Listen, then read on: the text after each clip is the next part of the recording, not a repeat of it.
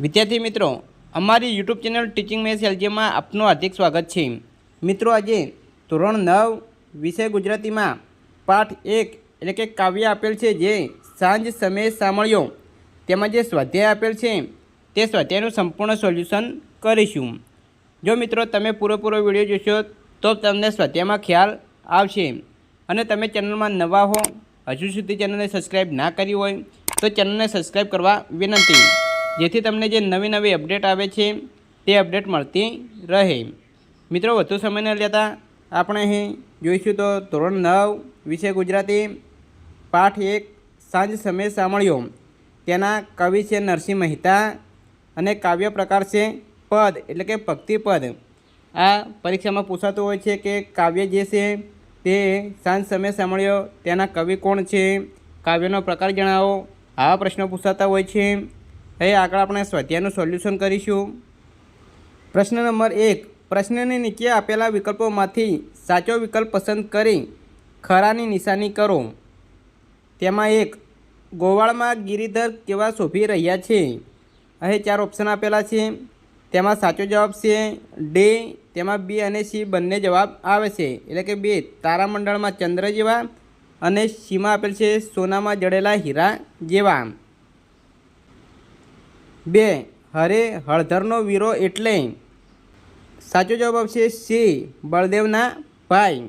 3, ભગવાન શ્રી કૃષ્ણએ અહીં 4 ઓપ્શન આપેલા છે, તેમાં સાચો જવાબ આવશે બી, પીળા રંગના વસ્ત્રો પહેર્યા છે।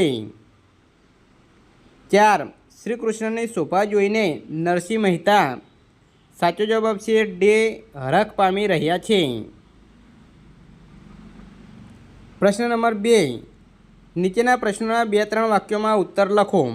તેમાં 1, નરસિંહ મહેતા હરખી રહ્યા છે, શા માટે?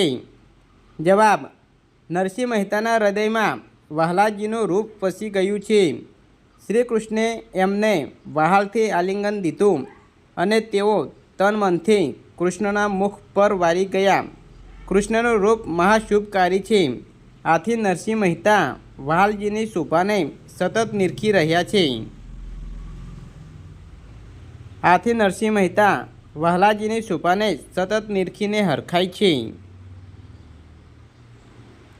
બીજા નંબરનો પ્રશ્ન છે, કાવ્યના આધારે સાંજના સમયનું દ્રશ્ય આલેખો। જવાબ, સાંજને સમયે કૃષ્ણ વૃંદાવનથી આવી રહ્યા છે।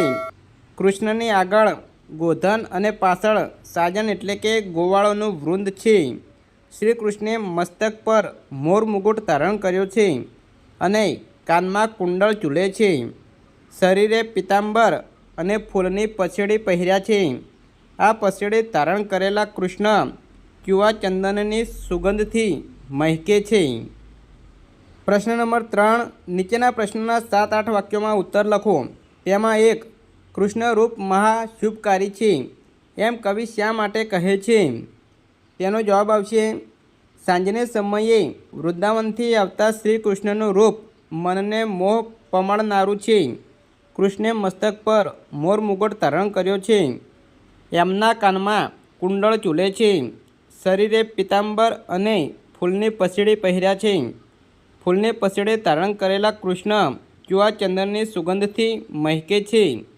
જેમ તારામંડળમાં શશિયર ચંદ્ર શોભે, સુવર્ણના અલંકારમાં જડેલો હીરો ઝગમગે, એમ ગોવાળના વૃંદની વચ્ચે ગિરિધર શોભી રહ્યા છે। કૃષ્ણનું આ મનમોહક રૂપ કવિના હૃદયમાં વસી ગયું છે। એમને મળવા તેમનું મન વેગથી દોડ્યું। કૃષ્ણે એમને વહાલથી આલિંગન દીધું અને તેમનું મન કૃષ્ણના મુખ સૌંદર્ય પર વારી ગયું। આથી કવિ કહે છે કે કૃષ્ણનું રૂપ મહાશુભકારી એટલે કે કલ્યાણકારી છે। 2, કવિના મનમાં કોણ મોહ ઉપજાવે છે? જવાબ, સાંજને સમયે વૃંદાવનથી આવતા શ્રી કૃષ્ણે મસ્તક પર મોર મુગુટ ધારણ કર્યો છે, એમના કાનમાં કુંડળ ઝૂલે છે, શરીરે પિતાંબર અને ફૂલની પછેડી પહેર્યા છે। ફૂલની પછેડી ધારણ કરેલા કૃષ્ણ ક્યુઆ ચંદનની સુગંધથી મહેકે છે। જેમ તારામંડળમાં ચંદ્ર શોભે, સુવર્ણના અલંકારમાં જડેલો હીરો ઝગમગે, એમ ગોવાળના વૃંદની વચ્ચે ગિરિધર શોભી રહ્યા છે।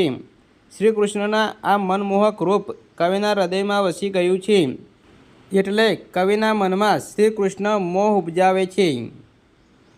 વિદ્યાર્થી મિત્રો, અહીં સ્વાધ્યાયનું સંપૂર્ણ સોલ્યુશન પૂરું થાય છે. જો મિત્રો વિડીયો સારો લાગ્યો હોય તો લાઈક કરો, શેર કરો અને કમેન્ટ કરો. તથા ધોરણ 9ના બીજા વિષયના સ્વાધ્યાયના સોલ્યુશન અહીં ચેનલમાં મૂકેલા છે, તે તમે જોઈ શકો છો. Thank you.